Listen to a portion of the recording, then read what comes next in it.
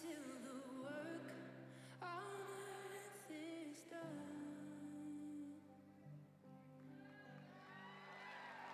Watch as the clouds rise, swing low. Lift up the sound as he makes the praises stood.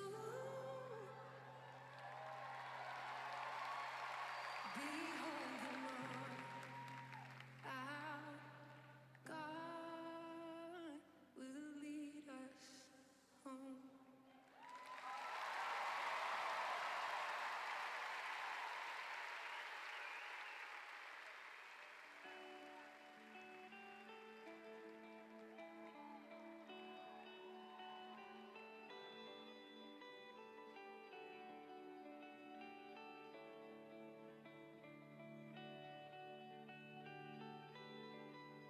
Hold me now in the hands I created the heavens. Find me now where the grace runs as deep as your scars. You pull me from the clay.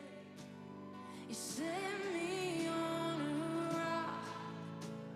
You call me by your name and make my heart whole again. Lift it up, and my knees know it's all for your glory. That I might stand with more reasons to sing than to fear. So come on then. You pull me from the clay. You set me on a rock. You call me by your name and make my heart whole again. So here I stand, high in surrender. I need you now. Hold my heart now and forever. My soul cries out. Once I was broken, but you love my whole heart through. Sin has no hold on me, 'cause your grace owns me now. And that grace holds the ground where the grave gate. Where all my shame remains, left for dead in your way. You crashed those angel gates. You left no stone unturned. You stepped out of my grave, showed me your way. So here we stand, Lord. Here I stand. Come on. I surrender. I need you. He's a present God. He's here. Hold my heart now and forever. My soul cries out. 'Cause once I was broken, let me tell you, you love my whole life through. Sin has no hold on me, 'cause your grace holds me now. Healed and forgiven.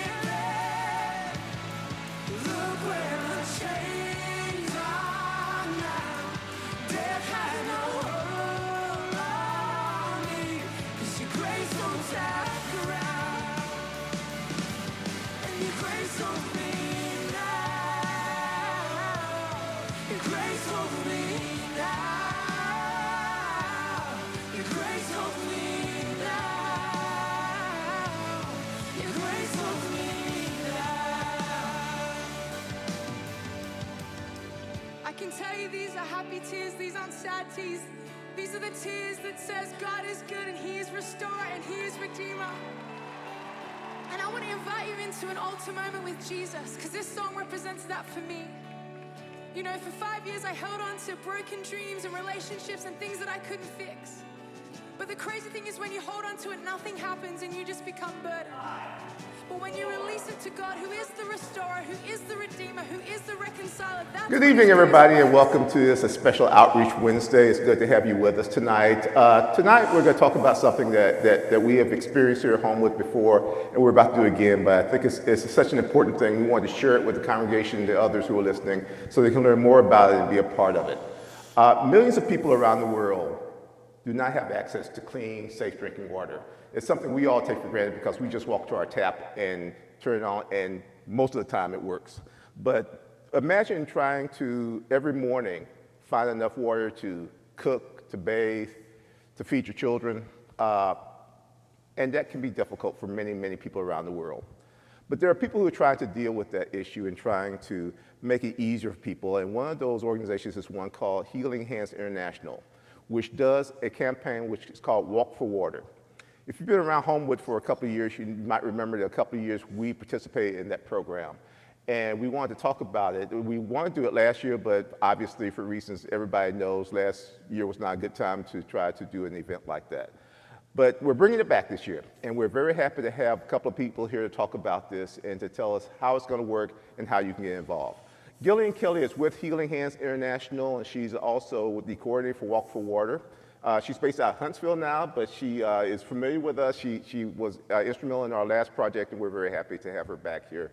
Gillian, thank you for being here tonight. Thank you for having me. And you all know Jennifer Presley, who when her day job is handling the finances for this congregation, and she's a very powerful woman. I try not to get on her bad side. But for this purpose of this conversation, she is our local coordinator for the Walk for Water project. And thank you for making time, Jennifer. I'm glad you were able to find the building. So thank you.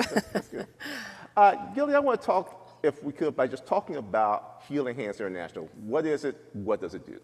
Sure. So Healing Hands International is a faith-based organization. We work all over the world, really, mostly in the global south, but we are mostly associated with the Churches of Christ. We actually started as a campus project at Lipscomb University 30 years ago. So this is actually our 30th anniversary year. And we essentially just try to aid, equip, and empower people all around the world to meet physical and spiritual needs. We're going to talk a little bit about some of the other things that Healing Hands does, but I want to focus a little bit right now just on Walk for Water, how it got started, what the idea behind Walk for Water is.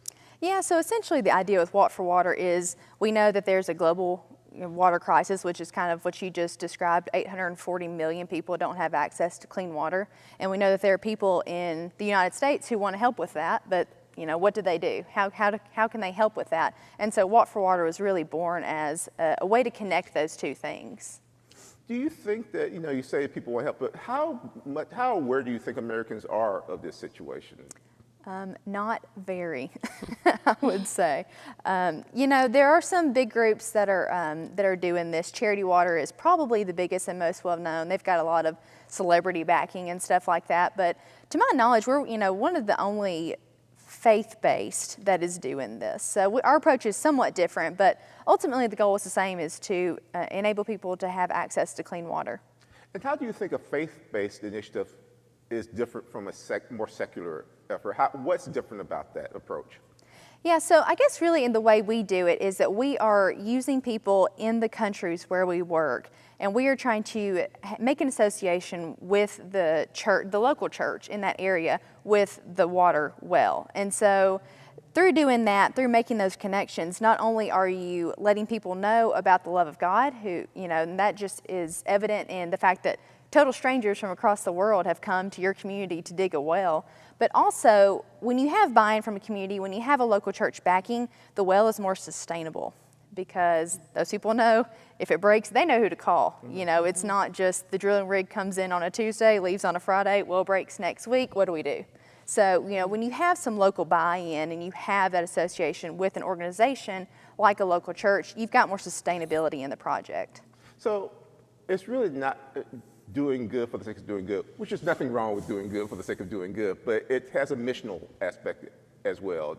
Absolutely. How do you see that reverberate among the people you work with on the other side, on the other end of the equation? Sure, you mean like in the other countries? Mm-hmm. Yeah. So I mean, really, we get to hear really cool stories. For instance, I think this one came from Kenya, and this is a person trying to give directions to people that were visiting his community, and he said, go to the Church of Christ well, take a left, and that is how he defined, the layout of his village was the Church of Christ well. And so just having that name recognition to a project that meets people's physical needs just really opens the door to someone who is local to their area meeting their spiritual needs as well. Well, we have a video that shows a little bit about the work Walk for Water was. Now, I'm going to see if James John can pull up that video and show it to our audience.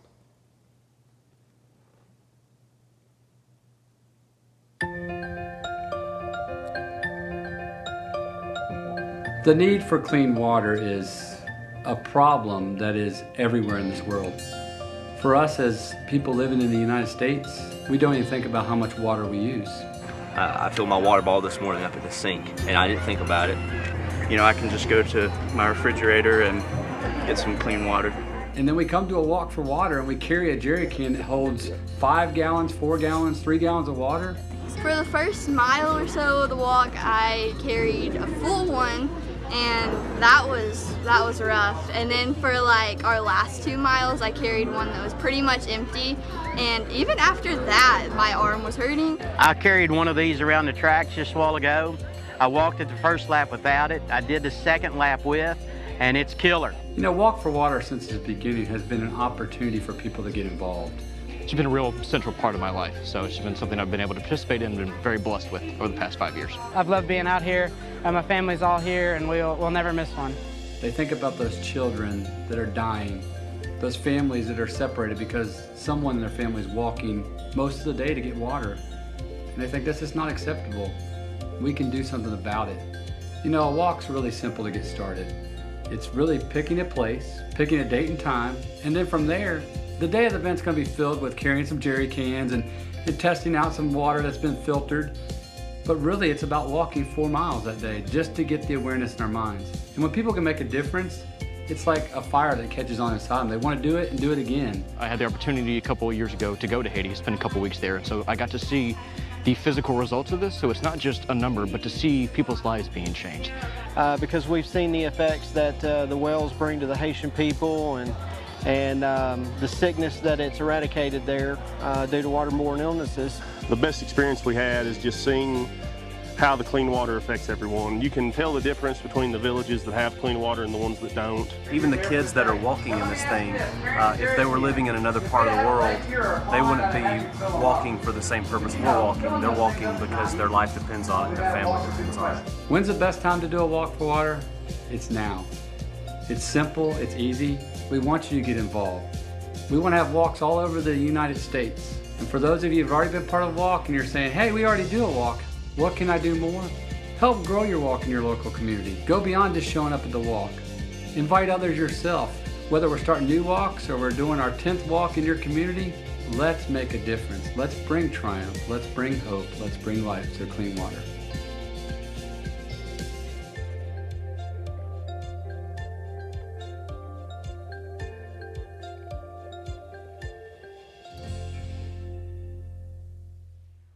So I hope you have a better sense of what Walk for Water is about. Again, if you weren't with us a couple of years ago to get a better sense for it. But Gilly, you were talking a little bit about how, you reach out around the world and you mentioned to people, and even though it may be a Church of Christ centered initiative, you're reaching people of all different religions and all kinds of backgrounds. Can you talk a little bit about how this works in places where Christianity may not even be the primary religion? Sure. So we work in a lot of countries, in Northern Africa, Nigeria, Ghana, where, a majority of the population is Muslim. And so we'll get pictures back from those places where you've got ladies, in the typical, Muslim dress, and then you've got Christians from the local congregation, and they're all together, congregating at this one water well. And, you hear a lot of stories about how, people don't live in peace. But then you see something like this, and it kind of defies that, and you see people just coming together because they all need water. They all need something higher, a higher power than that. They may not know what that is quite yet, but they're all together and they are living in peace, and it's centered around this water well. And so seeing those stories is wonderful. So let's talk a little bit about how Walk for Water works. Can you kind of give us, and then I'm going to talk to Jennifer about how things work here, but give us a broad sense of what Walk for Walk for Water looks like and how it works. Sure. So Walk for Water is a 4-mile fundraising walk, and the average distance that women and children walk every single day to get water is 4 miles. So the length of the walk is significant because it does, like I said, represents the average distance that women and children walk. Sometimes we have walks that are a little bit shorter, sometimes a little bit longer, and again, it's an average. So we try to keep it around 4 miles. But the idea is that we want people who don't ever have to think about water to think about water. And so they get the opportunity to do that as they walk 4 miles, as they carry a jerry can that could weigh up to 40 pounds full of water. That's an experience that, like I said, 840 million people in the world have every single day, and we probably have never had it one day in our life. And so that's what Walk for Water is about. It's just to give people that involvement in it and that connection to this issue that, again, it, like you said earlier, goes deeper than stroking a check. It's something to be involved in. So it's not just about awareness, even though awareness is a very important aspect of it, but it's trying to get people to connect with what's going on and connect to people who they may never have seen and not be able to identify with. And so those stories are probably pretty powerful in the ways that those people connect. And I wonder, Jennifer, you could talk a little bit about what happened when we did this 2 years ago at Homewood. Give us a little history lesson of how that worked out for us. Well, just the technicalities of it.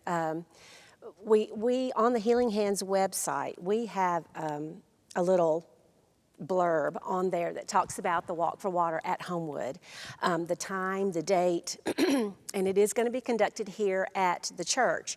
That's what we did a couple of years ago, and I did clock this in my vehicle. The road that goes all the way around the church building is about a half a mile. So 8 times around the church building is 4 miles. And that's the outer road, not the immediate road right around the church building, but the outer road. And there's a pretty significant hill that you have to go up right back here. So it gives you a really good feeling of what it would be like to travel that distance carrying one of those jerry cans full of water, and you have the opportunity to do that. They have several jerry cans, and the kids can carry one. They may not fill it up as much for the kids, or they'll give an adult man a full jerry can, and it gets pretty hard. But we tried to make it a family fun event. You can have a team. It's not necessarily a race, but you could have a competition with another team about who can raise more money. You sign up, you donate, and you walk. And that's pretty much all you have to do. And I think one of the things that was impressive about that first outing was the community, the sense of community we got from it. Right. And while it was primarily Homewood people for that first one, hopefully we can expand that circle a lot more this time around, since we were just trying to get our baby legs for the first one to make sure we didn't mess up anything. But I think this time we have an opportunity to kind of broaden that a little bit more. And you mentioned teams and stuff. How are we thinking about that, trying to recruit teams? Well, I know that, for instance, Morgan, our children's minister, had mentioned that she might suggest to the kids in the children's ministry to form teams and just have a competition to see who can raise the most money, which team can raise the most money. I am going to sign up my family, as a team. And when you sign up as a team, you put a goal of how much you want to raise out there, and you actually enter it in on the website, and you list the members of your team, and you kind of measure your goal as you go along. So anybody can form a team. A family, a connect group. That's a great way to have a team. The staff here at the office could have a team. Or it could be individuals. It doesn't have to be a team. You can walk as an individual. And I think we have some pictures from the event, and hopefully we can get those up. But you can also do it with your workmates, can't you? You can do it with your office mates. I mean, how would that work? Because again, I think that seems to be an opportunity to not only spread the word among the people of this congregation, but broader. Yes, just if at your place of business, just pretty much tell them what we're doing. We do have, I've got an email template, I guess you would call it, that I can give you that you can send out to your place of work. It's got the link that they just go on and sign up. or one person can be the leader and sign everybody else up. It's really very, very easy. We have flyers that we can send out. Is it a 10 for 10? How does that work exactly? I can't remember. Yeah, so the 10 for 10 form is actually a great thing for kids. Yes.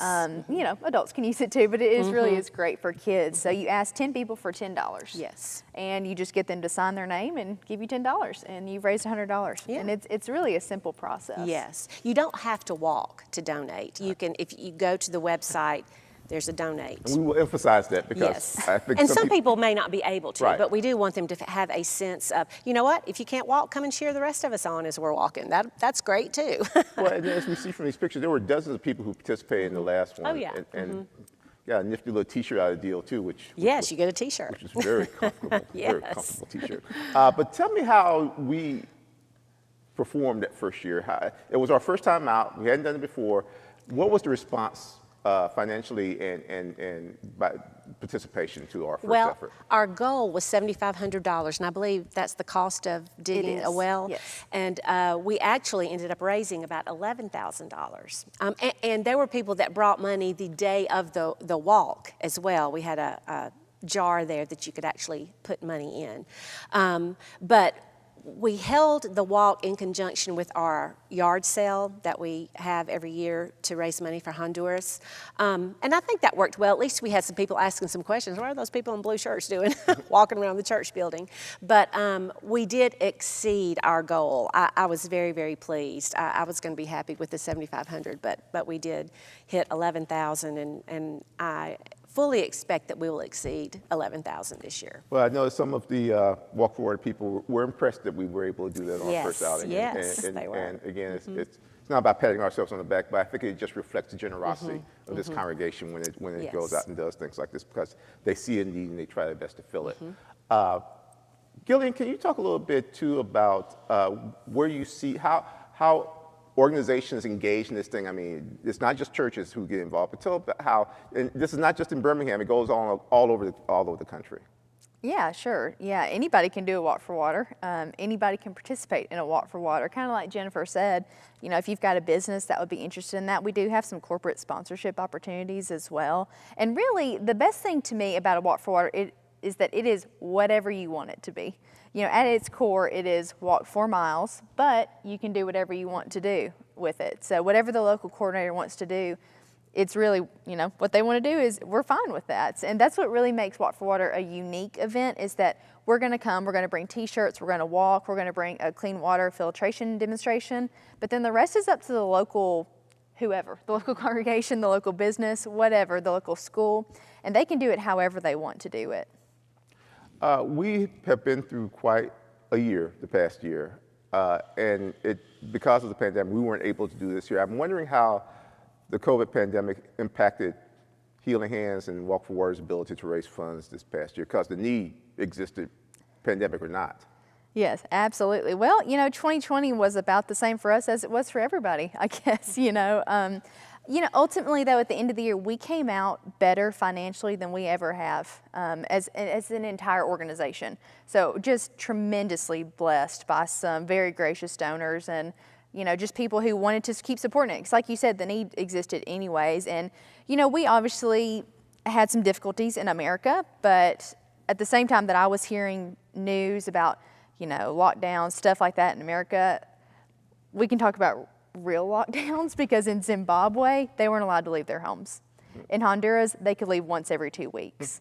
You know, other governments were not messing around with this stuff. And so there were people, I mean, literally starving to death because they couldn't leave their homes because of the COVID pandemic. And so, you know, it really did impact our ability to get out and do Walk for Water events. You know, in a typical year, we would do about 50. We did around 25 last year. So, you know, that did change that for us. But ultimately, we were not the ones most impacted. Those we serve were the ones most impacted by that. I want to ask you, how do you decide where to provide wells? How does that process work? How do you, I mean, if we do enough money to build a well, where is that well going to go? Is there any, how's that selection process? Yeah, this is actually one of my favorite questions because I love how we do it. So the majority of our wells right now are being dug in Africa. That's different from a couple years ago when it was Haiti. I don't know if you guys are very familiar with Haiti. It's a difficult place to work in, and they've had, you know, on top of the pandemic issues, they've had a lot of political issues too. So earthquakes. yeah, so we've kind of focused efforts in Africa. And so the way we do that generally and most often in Africa is that in the countries we work in, we have agricultural trainers. So that's another aspect of what Healing Hands does. We have an agriculture and food program. And so at its heart, I guess what that is training people to farm and to grow their own food. And so in addition to clean water, you know, if our ag trainers have already worked in an area, these people now can grow their own food, and they've got water to water their vegetables. And so that's how we end up with a lot of our locations, is that our agricultural trainers will say, I did a workshop in this community. Well, now they need a well because I've taught them how to grow vegetables. Vegetables don't grow without water. And so now we need to incorporate a well in that. And so it's a very holistic approach because our agricultural trainers are almost 100% trained preachers too. So it's a very holistic approach to the whole sustainability model. So again, it goes beyond just providing water, which is a very important thing to have, but also it provides food for people, and it sounds like it provides opportunities for them they may not have otherwise. It's amazing what part of the plant springs from a well that you don't anticipate. Absolutely. And we've talked a little bit about Walk for Water, but you know, as we alluded to, and you just alluded to, Healing Hands does so many things. Some of the programs you guys do are just fascinating. I wonder if you could share some of those other things that Healing Hands does. Sure. So like I said, our agriculture and food program, you know, there is an arm of the agricultural program that is straight food distribution. So in some of the situations like I talked about last year, we just did some Manapack food distribution in Zimbabwe and Zambia and places that were really hard hit by the pandemic.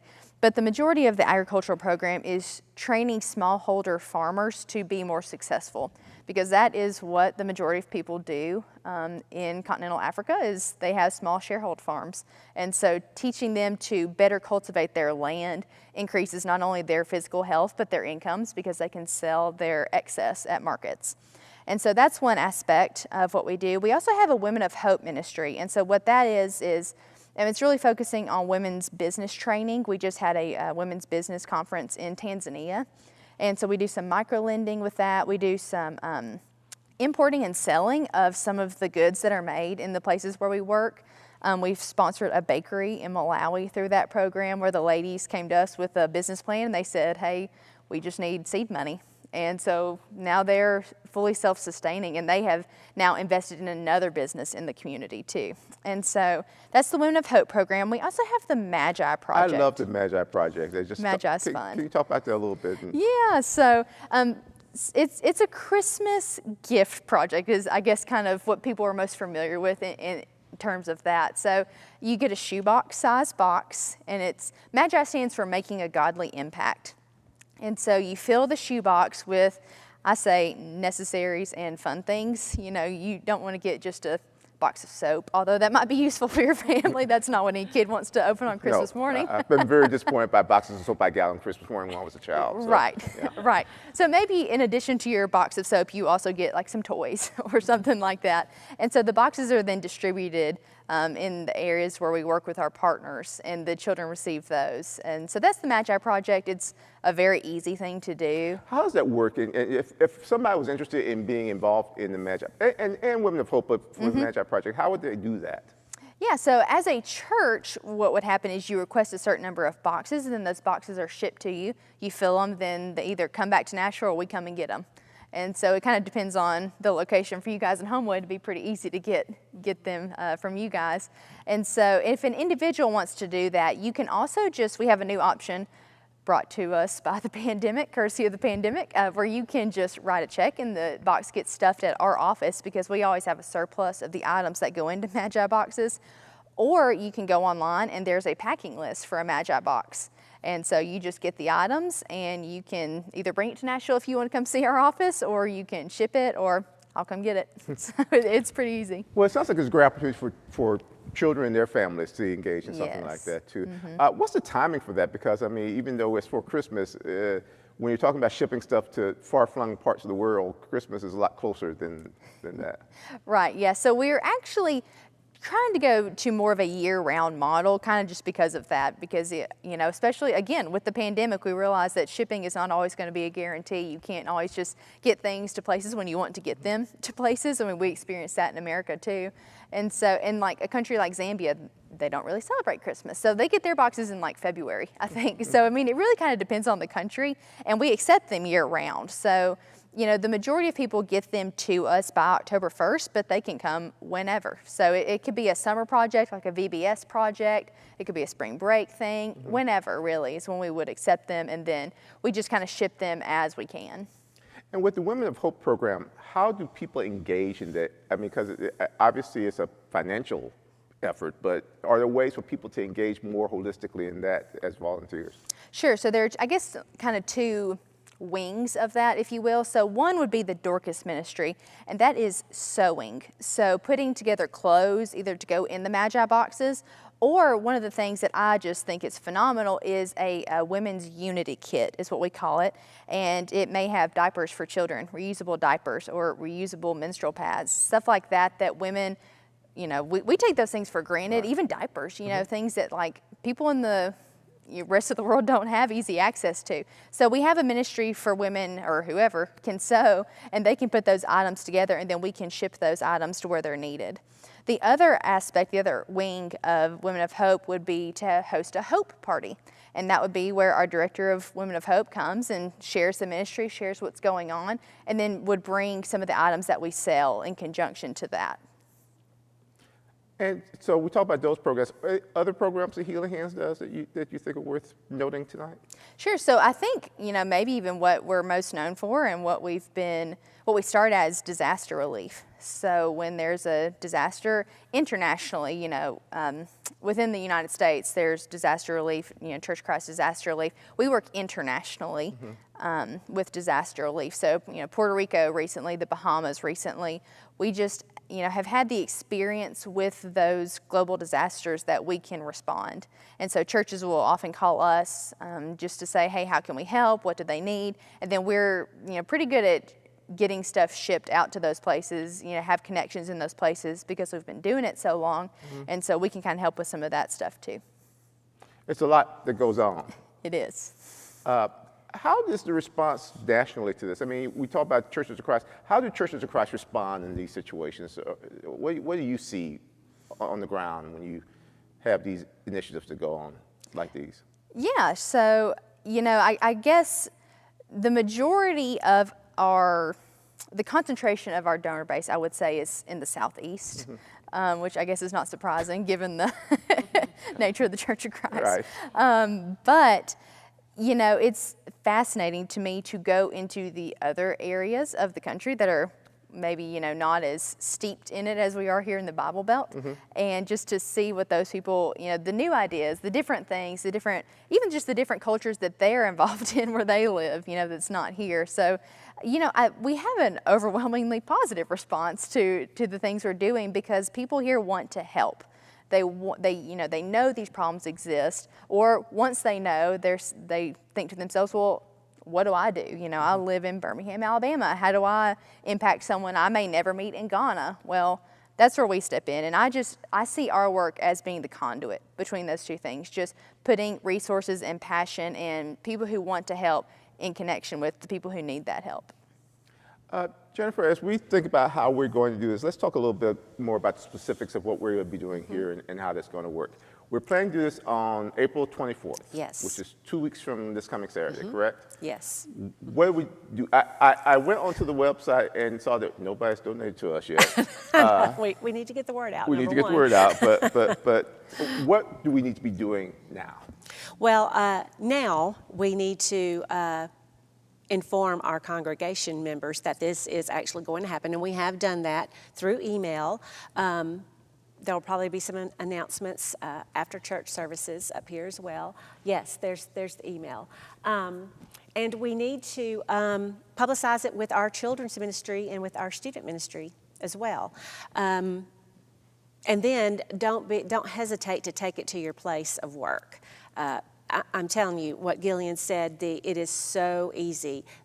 They do all the work for us. We just come and walk, pretty much. So we do have it scheduled for the 24th. 9:30 is registration, and the walk begins at 10. So it's not going to be in the heat, horrible part of the day. We hope. We hope. It's And Alabama. We hope You that never it's know. sunny. Yes, we do hope that it's sunny as well. It will have to go to a plan B, which I don't know what that is yet. But if it rains, We we'll just walk inside the come up with building for something. a Could while. be. But the thing about last time was that it was cloudy, and coolish, and yes, it was perfect. It was perfect. It was perfect. And then just come with your sneakers on and just be ready to walk. That's really all it is. You will get an opportunity. Gillian mentioned the filtration process. We did have, when we did this a couple of years ago, Daniel was here, and we sent him down to the river right down here to Shades Creek to get get some of the water out in a jug, and they filtered that water, and we had an opportunity to drink some of that water. So Who thought you could drink from Shades I'm Creek? here to tell the day to tell the tale today. So Is Daniel available this time, or is he? I don't know if he's going to be available. I need to talk to him. We'll find somebody else So, to do it. anyway. And one of the things I want to make sure is clear is you don't have to walk to participate. No, you do not have to walk. But if you can, it's a great way to Yes. bond. It's a great way for community. It's a great way to just hang out. Right. And I'm thinking that there are a lot of people who just want to get out of the house right Exactly. now. And if you can't walk the whole way, if all you can do is a lap, that's okay. Just come and enjoy, and be a part of it. So if people at home would want to get involved now, what do they need to do? They can call the church office if they have any questions at all. What you just saw on the screen, that detail is in the church email, the Homewood Happenings email that goes out on Fridays. You can go directly to the Healing Hands International website and go to the Walk for Water tab, and you will find the Homewood Church of Christ event. And that's where you can actually sign up or donate. If you sign up, you don't have to donate at that immediate moment. You can just sign up. That's basically like the registration process. If you don't have time to do that, or you're not sure if you're going to be in town or not, you won't know until, say, a couple of days before, just show up. We're not going to run out of room for you to walk. And to do the plug properly, that website is www.hhi.org or www.walkforward4.org. Yes, and I'll say too, when people register, they have the opportunity to set a personal fundraising goal. Yes. So Jennifer talked about team fundraising goals, but you can also set a personal fundraising goal when you register. And then you get an email that will send you a link that you can share it on your social media to let people know both that you're doing this and that you need help meeting your fundraising goal. And so that's something we encourage too, just to help spread the word. Yes. Anything that we haven't talked about, Gillian, that we should talk about to make sure we start getting the word out? I think you guys are doing a great job. I think that's it. Well, I think that this is one of those opportunities that we have to touch the lives of people we'll never meet, but to know that we're doing something for them that is profoundly impacting their lives in a positive way. Because, I just think that a lot of times in this world, we just don't know where our money's going when we donate to things. And there's a clear line from the walk to bringing water to these communities that they may never have had. So I want to thank you for the work you do through Healing Hands and to Walk for Water to make something like this happen. And we are excited about being able to do this again. And our goal is to beat our goal from last time. So hopefully we'll get the word out. So thank you for coming in. Thank Gillian. you for having me. And thank you guys for doing this and partnering with us again. We really appreciate it. Well, Jennifer, if you would you pray us out this evening, and we'll wrap up for tonight. Father, thank you for this opportunity for us to come together and talk about this, this wonderful cause. I'm so thankful for Healing Hands International and the work that they do in all areas, but particularly in this context, Walk for Water. I'm appreciative to Gillian for coming and talking with us tonight. They have been so helpful and so upbeat throughout this whole process, Father, and they really know how to touch the lives of people around the world, and we're so thankful that this entity exists. And Father, I'm thankful for Homewood, for this church family that loves to get involved, and no matter what the issue is or the problem or the event, the church here wants to be involved, and I'm so thankful for each family that attends Homewood. I'm thankful for Willie for bringing this to the forefront, and we just pray that our Walk for Water event will give you all the glory, Father. In Jesus' name, amen. Amen. Gillian, thank you again. Jennifer, thank you for spending some time with us too. And thank you for watching tonight. We appreciate it. We'll see you next time.